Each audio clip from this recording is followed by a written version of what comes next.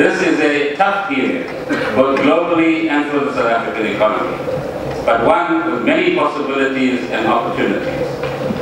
We are developing and implementing solutions to the challenges facing our economy. The challenge of growth being too slow, unemployment being high, and many households being over indebted. The challenge of government expenditure substantially exceeding our revenue.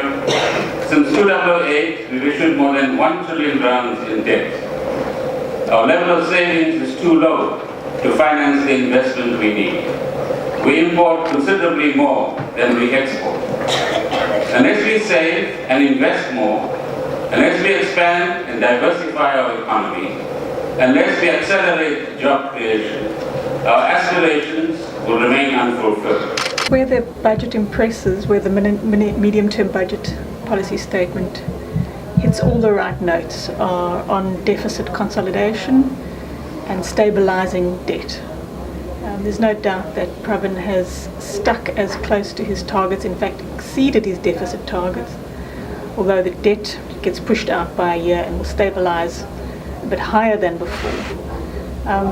That's where the budget is its most credible, and the most striking thing of the statement is the debt ceiling that's been put on spending limits over the next 3 years. So spending will not be allowed to exceed the envelope that was laid down in February this year, and that is a step change in our fiscal milieu.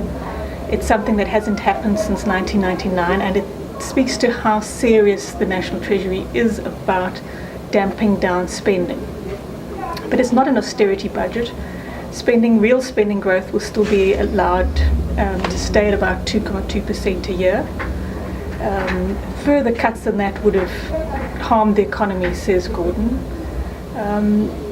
But what is not convincing is his assertion that the economy will pick up because the National Development Plan is going to be implemented more aggressively. Well, I do think that Pravin has done the best that he could with the cards he's been dealt. There are two things that worry me. One is that the public sector wage agreement will expire in June, July next year.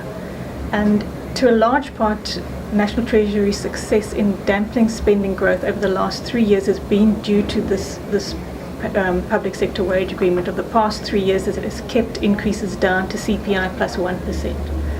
So his success going forward is going to depend on the kind of hard deal he can strike with trade unions again, that can be struck with them by the relevant government department. If that doesn't happen, it's going to be very hard for him to deliver on his fiscal consolidation part.